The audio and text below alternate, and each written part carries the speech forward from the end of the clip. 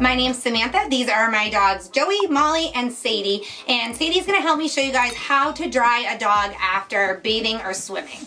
So we have two options for drying. We can towel dry or we can use a hair dryer. Now I'm gonna start with towel drying, but no matter which method you choose, you're gonna wanna remember one thing. You wanna work head to tail and top to bottom. So you're gonna start at your dog's head, work your way down the back, and then you're gonna go down to the belly and the legs.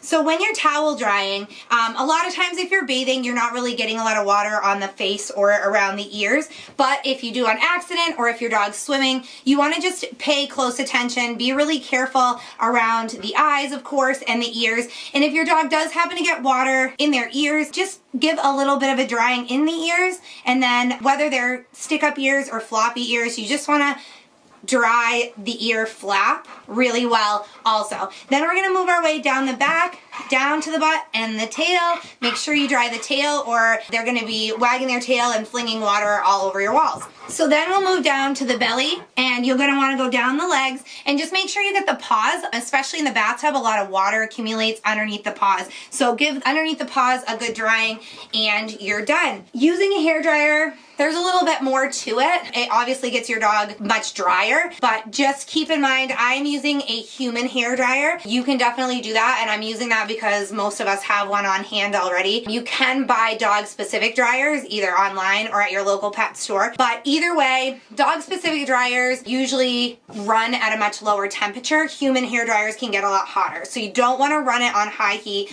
You wanna run it on the lowest setting there is. Mine, actually, this one I use to dry my dog, so this one actually has a cool air setting, and if I hold this down, it just circulates a room temperature air, which is what I use to dry my dogs. So with the hair dryer, you're gonna do the same thing. You wanna go head to tail, top to bottom, so you're gonna start up by the head.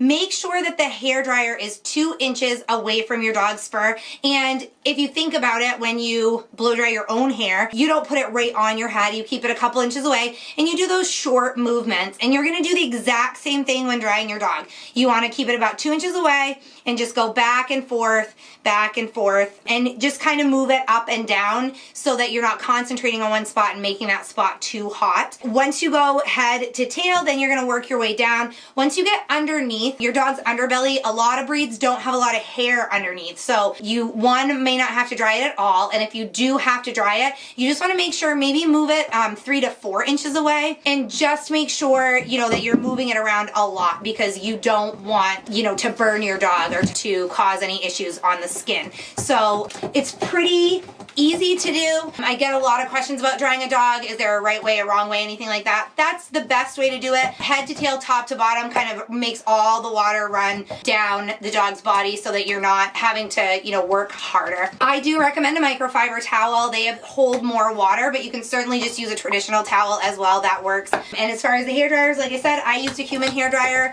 because that's what most of us have on hand. But if you are going to be drying your dog quite often, you may want to invest in a canine hair dryer. Just keep in mind that those are a little bit pricier. So if you're on a tight budget, you can certainly get away with using a human hair dryer. If you want some more information or more details, photos, just click the link below this video and my written guide is there. It's much more detailed. It'll answer most of your questions, and if you have any others, feel free to email me. Thanks for watching this video guide.